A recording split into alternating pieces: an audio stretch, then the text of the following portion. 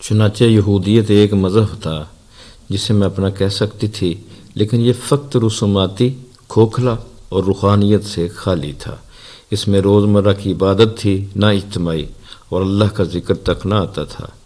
لیکن میرے اندر ان ابتدائی برسوں ہی میں ایک نوزائیدہ روحانیت فروزاں تھی۔ اتوار کو گرجے کی گھنٹیاں جیسے ہی سنائی دیتیں، میرے قدم بڑے سے سفید کلیسا کی طرف اٹھ جاتے۔ میں شوق سے اندر چلی جاتی اور دیکھتی کہ کیتھولک مسیحی کیا کرتے ہیں۔ میں اپنے ہاتھ مقدس پانی میں ڈبوتی اور اپنے سینے پر صلیب کا نشان بناتی اور رکوع میں چلی جاتی۔ مؤذن کی سحر انگیز آواز آتی تو میں بالکنی میں جا کر لوگوں کو نماز کے لیے صفیں درست کرتے دیکھتی۔ السلام علیکم ورحمۃ اللہ وبرکاتہ۔ بسم اللہ الرحمن الرحیم۔ اللہم صلی علی محمد وعلی آل محمد۔ ہم مسلمان کیوں ہوئے، اس سلسلے کی آج کی شخصیت کا تعارف لے کر آپ کی خدمت میں حاضر ہوں۔ آج کی شخصیت کا تعارف یہ ہے، محترمہ ختیجہ عبداللہ ان کا نام ہے اور تعلق ان کا مراکش سے ہے۔ تو آئیے ان کی کہانی ان کی زبانی سنتے ہیں۔ اس سے پہلے آپ سے گزارش ہے کہ میرا یوٹیوب چینل سبسکرائب کر دیں اور بیل آئیکن بھی پریس کر دیں تاکہ اس طرح کی ایمان افروز داستانیں اور کہانیاں آپ تک پہنچتی رہیں۔ میں نے مراکش میں یہودی والدین کے ہاں پرورش پائی۔ میرے دادا دادی اور میرے والدین گھر میں یہودی روایات پر سختی سے عمل پیرا نہیں تھے۔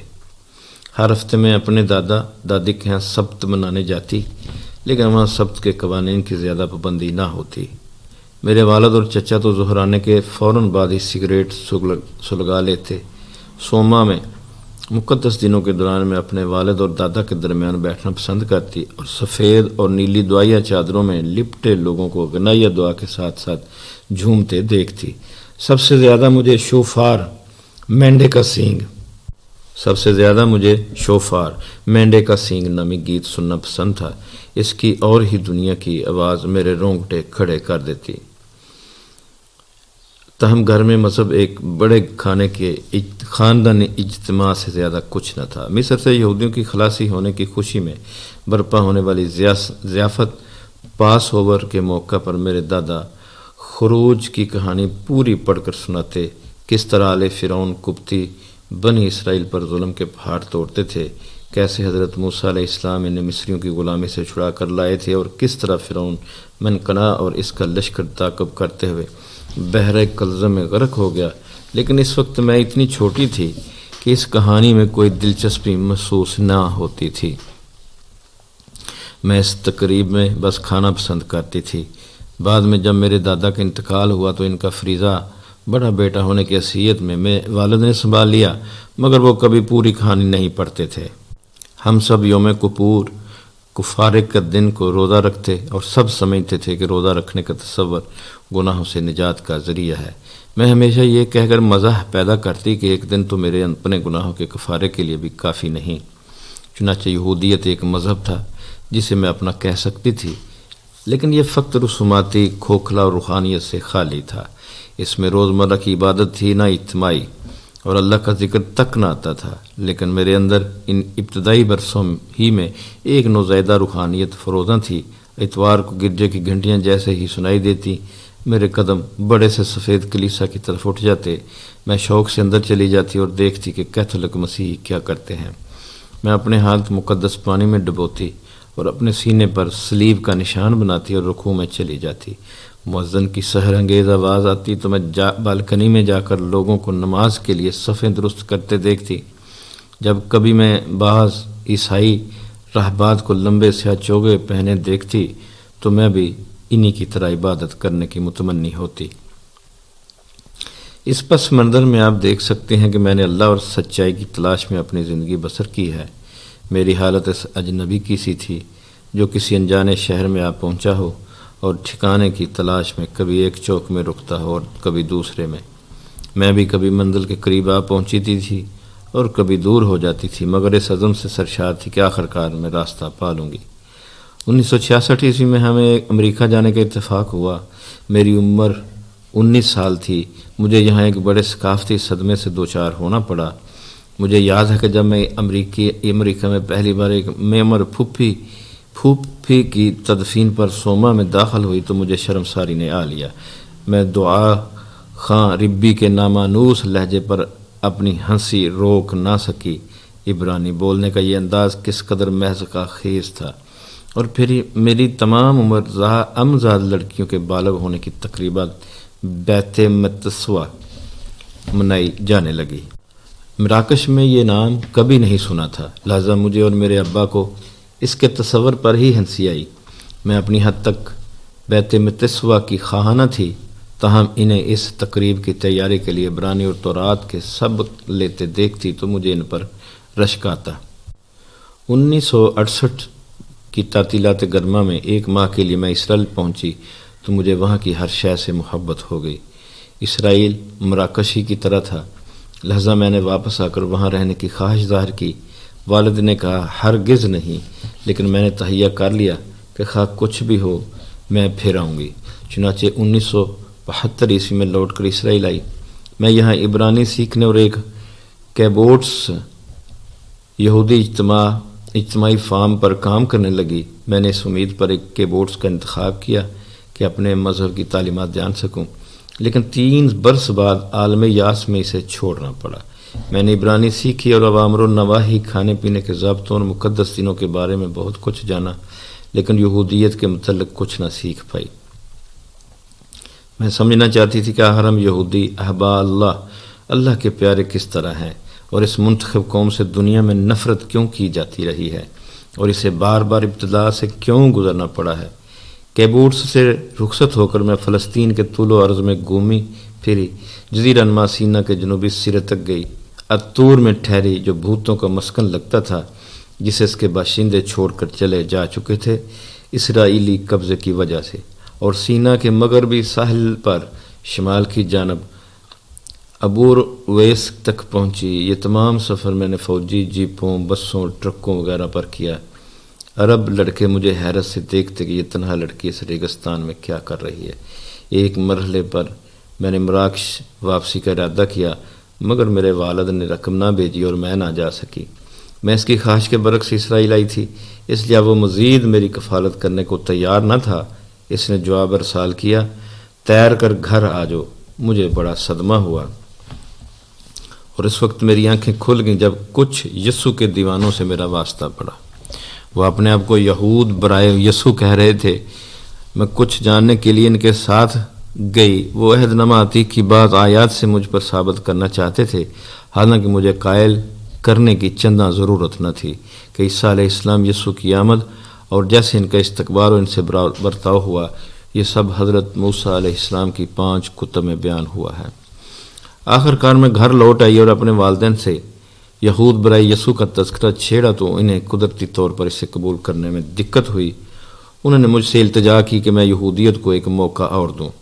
یہاں سے میری زندگی کے اس خشک دور کا آغاز ہوا جو 12 سال تک طول کھینچ گیا۔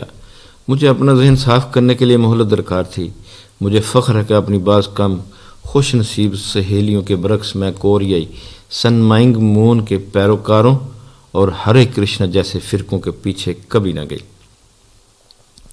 1986 عیسوی میں ایک مشنری نے میری بیٹی کو ایک پمفلٹ تھما دیا جس میں شو بدھ مت کے بارے میں کچھ لکھا تھا۔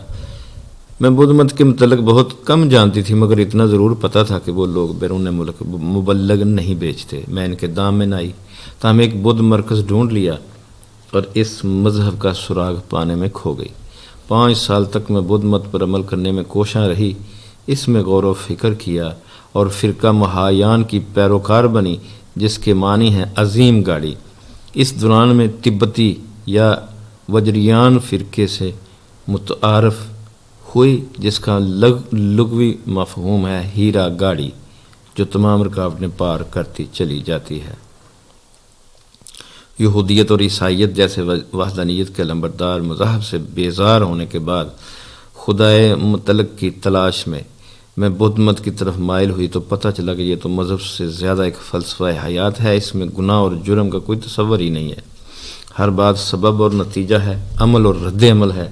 انسان اپنے اعمال کے لیے بڑی حد تک ذاتی طور پر ذمہ دار ہے، وہ خود اپنا جج اور منصف ہے۔ مجھے بتوں کے آگے جھکنے میں کوئی دشواری پیش نہ آئی، کیونکہ میں جانتی تھی کہ یہ دیوتاؤں کے نمائندے ہونے کے بجائے مہاتما بدھ کی فطرت کے مختلف پہلوؤں کی عکاسی کرتے ہیں۔ لیکن جب میں فرقہ واجریان کے اندر گہرائی میں گئی تو مجھے درجنوں دیوی دیوتاؤں، پیچ در پیچ مذہبی رسوم، مشکل وظائف الاپنے کے لیے طویل منتروں اور تبتی زبان سے واسطہ پڑا۔ بتدریج میں ایسے مرحلے میں داخل ہو گئی جہاں کئی سابق یہودی اور سابق عیسائی، جن میں کئی راہب اور راہبات ہوتے ہیں، بدھ مت کے مطالعے اور عمل کے دوران کہیں بعد میں پہنچتے ہیں۔ میں اپنے دل میں سمجھتی تھی کہ اگر مہاتما بدھ ایک بار پھر دنیا میں آ جائے تو وہ یہ دیکھ کر شدید صدمے سے دوچار ہوگا کہ اس کی تعلیمات کا کیا حشر ہوا ہے اور کس طرح کروڑوں بدھ مت کے پیروکار اسے خدا جان کر اس کی پوجا کرتے ہیں۔ وہ پیپل کے نیچے بیٹھ کر جو گیان دیان کرتا رہا تو کیا اس کا مقصد یہی تھا جس پر آج اس کے پیروکار عمل پیرا ہے؟ اسی طرح حضرت موسیٰ علیہ السلام اور حضرت عیسیٰ علیہ السلام اور حضرت محمد صلی اللہ علیہ وسلم یہ دیکھ کر ناخوش ہوں گے کہ ان کے پیروکار کیا سے کیا ہو گئے ہیں۔ میں جو مسلمان ہوئی تو صرف اس لیے کہ میں اسلام تمام ادوار اور تمام زمانوں کے لیے ایک عقیدہ اور ایک ضابطۂ حیات اور مسلمانوں میں فرق کر سکتی تھی۔ جیسا کہ میں نے پہلے ذکر کیا، میری ملاقات ملائیشیا کے ایک طالب علم سے ہوئی جو 3 اور طالب علموں کے ساتھ میرے مکان سے متصل آ کر ٹھہرا تھا۔ ان میں سے ایک کچھ عرصہ پہلے مجھ سے ایک ہیلتھ فوڈ سپری مارکیٹ میں بھی ملا تھا جہاں وہ جز وقتی کام کرتا تھا۔ جب چاروں ہماری ہمسائیگی میں آ گئے تو وہ لیگ کرنے آیا۔ اس کے بعد میں دوسروں سے ملی اور ہم نے ایک دوسرے کو عشائیے پر بلایا۔ وہ میرے گھر میں بدھ مجسمے اور بت دیکھ کر بڑے بد مزہ ہوئے، لیکن ان میں سے ایک اس فکر میں پڑ گیا کہ یہ عورت ایک یہودن بدھ مت کی حلقہ بگوش کیسے ہو گئی۔ ہم کئی گھنٹے گفتگو کرتے رہے اور بہت جلد مجھے یہ احساس ہو گیا کہ میں اسلام کے بارے میں کچھ بھی نہیں جانتی۔ ہم نے سلیمان رشدی، آیت اللہ خمینی اور اسلام میں عورتوں پر مبینہ جبر جیسے موضوعات پر باتیں کی۔ مجھے یہ جان کر حیرت ہوئی کہ بعض اسلامی ممالک میں اگرچہ خواتین واقعی کسی قدر جبر کا شکار ہیں، مگر دوسرے اسلامی ممالک میں ایسی کوئی بات نہیں۔ اس نے اسلام کو مجھ پر ٹھونسنے کی کوئی کوشش نہ کی، بلکہ بتدریج اور آہستہ آہستہ اسلام کی خوبیاں اشکار کر دیں۔ گفتگو میں اسلامی پردے، حجاب کا بھی ذکر آیا۔ میرا تصور یہ تھا کہ مسلمان مردوں کو عورت کی کشش بے قابو اور دیوانہ بنا دیتی ہے، اس لیے مسلمان عورت کو ان سے محفوظ رہنے کے لیے پردے میں لپٹی رہنا چاہیے۔ میں سمجھتی تھی کہ مسلمان عورت کا اپنے جیون ساتھی کے انتخاب کا حق حاصل نہیں، مگر اب معلوم ہوا کہ حقیقت اس کے برعکس ہے۔ اس نے بڑے لطیف الفاظ میں بتایا کہ اس کے لیے یہ کس قدر مسحور کن ہے کہ وہ اپنی بیوی کو گھر سے باہر غیر مردوں کی نگاہوں سے بچنے کے لیے مناسب لباس پہننے دیکھے، اور گھر کے اندر اس کے ٹخنوں کی خوبصورتی، اس کے گول بازوں کی ملائمت اور نگاہوں سے اوجل اس کی حسین گردن کے تصور اور ان کی تمنا میں کھویا رہے۔ میں حیرت سے اسے دیکھنے لگی۔ مغرب میں خواتین کے یہ آزاد دیکھنے کی چیز خیال کیے جاتے ہیں کیونکہ وہ ہمیشہ کھلے رہتے ہیں۔ میں نے مغربی لباس اور مغربی طور اطوار پر ایک تنقیدی نگاہ ڈالی تو احساس ہوا کہ تمام تر ذاتی آزادی سے لطف اندوز ہونے کے باوجود ہم خوش نہیں، ہم سب اداس اور زخمی روحیں ہیں، چنانچہ جنہیں ذرائع ابلاغ نے بیوقوف بنا کر ڈالر دیوتا کی قوت خرید کی پوجا کرنے پر مجبور کر رکھا ہے۔ ہزاروں ڈالر نسوانی جسم کو دلکش بنانے میں صرف کیے جاتے ہیں، خواہ اس میں ان کا شرف انسانیت ہی کیوں نہ چھن جائے۔ اور جو عورتیں ٹپ ٹاپ کے سانچے میں فٹ نہیں بیٹھتی کیونکہ وہ بہت موٹی یا بہت پتلی ہوتی ہیں، وہ زندگی کے عذاب سے دوچار ہو کر مریض بن جاتی ہیں۔ میرا یہ مونسو غم خار بھی حقیقی اسلام کی عملی شکل کی تلاش میں نکلا ہوا تھا۔ اسے شدید احساس تھا کہ کس طرح برسر اقتدار لوگوں نے بہت کچھ اپنے مفادات کے مطابق ڈھال لیا ہے، لیکن اس کا پس منظر مجھ سے مختلف تھا۔ اس کے خاندان والے اکٹھے نماز کرتے تھے، وہ شام کو مل بیٹھتے اور قرآن پڑھتے تھے، مذہب ان کی زندگی کا محور تھا۔ میں اس پر بہت رشک کرتی۔ میں نے اسلام کے بارے میں گمراہ کن تصورات کا بھاری بوجھ اٹھا رکھا تھا جسے اس نے ایک ایک کر کے میرے سر سے اتار دیا۔ یہ کام اس نے مثالوں سے، اپنے سلوک سے اور قرآن کے صفحات سے رہنمائی کرتے ہوئے کیا۔ وہ نماز پڑھتا، میں اسے دیکھتی رہتی۔ بعض اوقات وہ مجھے دیکھتا جبکہ میں گھیان دھیان میں لگی ہوتی۔ کبھی کبھی ہم دیہی علاقے میں کسی پہاڑی یا دریا کنارے جا نکلتے اور وہاں اپنی عبادت بجا لاتے۔ میں مزید 1 برس تک بدھ مت کی حلقہ بگوش رہی۔ اس دوران مطالعہ اور صرف مطالعہ میرا اوڑھنا بچھونا تھا۔ میں نے اسلام، دنیا عرب اور شرق اوسط کی سیاست پر بے شمار کتابیں اور جرائد چاٹ ڈالے۔ میں نے ہارٹ فورڈ سیمنری کے مطالعہ اسلام پروگرام کا سنا اور وہاں عربی پڑھنے جا پہنچی۔ وہیں پروفیسر ابراہیم ابو ربیع سے ملاقات ہوئی۔ انہوں نے اپنے لیکچر سننے کی دعوت دی۔ سیمنری کی مطبوعہ دی مسلم ورلڈ میں پہلی بار میں نے علی شریعتی کا نام پڑھا اور پھر تلاش کر کے ان کی تصانیف پڑھی۔ ان کی تحریروں نے مجھے بڑا متاثر کیا۔ مجھے اس خالص مسلمان کے دنیا سے اٹھ جانے کا افسوس ہوا۔